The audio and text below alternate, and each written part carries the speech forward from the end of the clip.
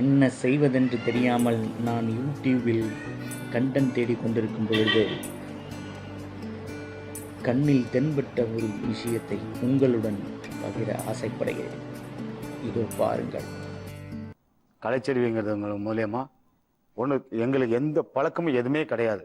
நம்ம லாரன்ஸ் அண்ணே கலைச்செல்விக்கு எனக்கு எந்த சம்பந்தம் இல்லைன்னு சொல்லார். அதை தெளிவாக கேட்டுக்குங்க. அடுத்த ஸ்டெப்பு இருக்கு. அவங்களுடைய அம்மாவும் அவங்களுடைய மாமனங்கள் எல்லாம் சேர்ந்து லாரன்ஸ் வச்சிருக்கான்னு ஒரு கெட்டப்பேரை ஏற்றி ஒய்ஃபோடைய அக்காவும் நானும் சென்னையை விட்டு கும்பகோணம் போயிட்டோம் சார் மேடம். கொஞ்சம் முன்னாடி தான் நம்ம லாரன்ஸ் அண்ணே எனக்கும் கலைச்செல்விக்கும் எந்த தொடர்பு இல்லைன்னு சொன்னார். இப்போ என்னடானா கூட்டிகிட்டு போயிட்டேன்னு சொல்கிறாரு. பார்த்துக்குங்க மக்களே. இது எப்படி நடந்தது ஆண்டவனுக்கு தான் தெரியும் மேடம்.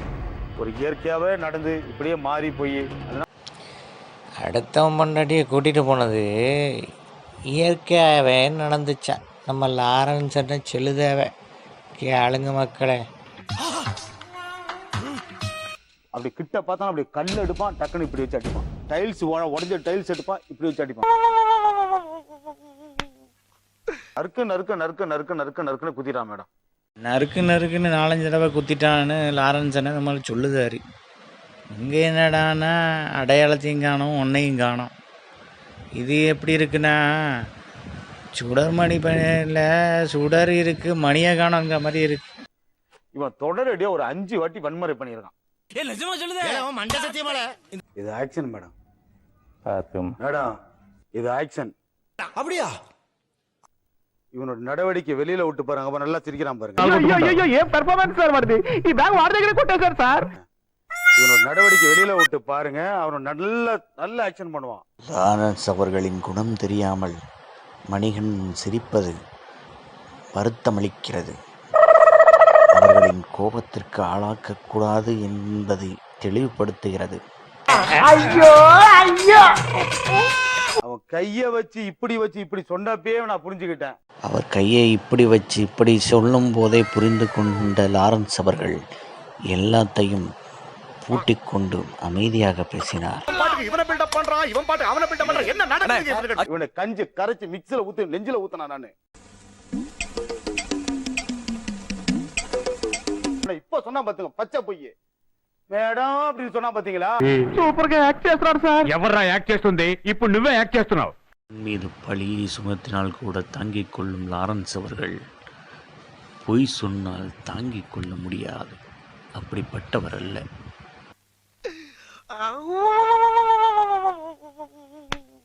பச்சை பொய் அது. அவன் எப்படி உட்கார்ந்து ரசின்னு பாருங்க. కాల్ పైకి దించేశాడు సార్. அப்படியே புடிச்சு வச்சு இப்படி குத்துனியா? உன்னை அடிக்கிறது 5 நிமிஷம் கிடையாது. 110 கிலோ வெயிட் தூக்குற அந்த லாரன்ஸ் உன்னை அடிக்கிறது பெருசு கிடையாது. 110 கிலோ வெயிட்டை தூக்கும் எனக்கு உன்னை அடிக்க 5 நிமிடம் ஆகாது என்று சொன்னவுடன் பக்கத்தில் இருக்கும் சொர்ணலதாக்கா கோவப்பட்டதை பாருங்க. அதனாலதான் இவ்வளவு நாள் நீ செஞ்சுக்கிட்டு இருக்க அக்கறம் அட்டழுத்துக்கு எல்லாம் பொறுத்து வர நிறுத்திக்கிறோம். இதோட பூராத்தையும் நிறுத்திக்கிறோம். கோயம்பேட்டுல மூட்டை தூக்கி உனக்கு சோறு போட்டா உனக்கு சொல்லவே இல்ல. உங்க அண்ணன் இவங்க எல்லாம் சேர்ந்துக்கிட்டு நீ லாரன்ஸ் வச்சிருக்க உங்க அக்கால ஐயர் கூட அனுப்பிட்டு நீ பேக்கரி வாங்கிருக்கியா?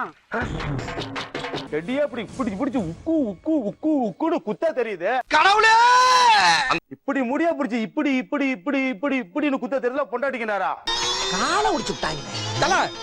இல்ல மேடம், தப்பு தானே இல்லன்னு சொல்ல. ஆனா வந்து நாங்க உண்மையிலே தப்பு பண்ணல மேடம். நீங்க கலைச்செல்வியும் தப்பு பண்ணிருக்கு, லாரன்ஸும் தப்பு பண்ணிருக்கேன். கலைச்செல்வியை வீட்டுல சேர்த்துட்டாங்க. ஆனா 3 பேரும் ஒன்னாதான் சோதிங்கிறாங்க. அண்ணே அழகேசனே நீங்களா? பல உண்மைகள் வெளியே வரும் என்றவுடன் லாரன்ஸுக்கு கோபம் ஏற்பட்டது.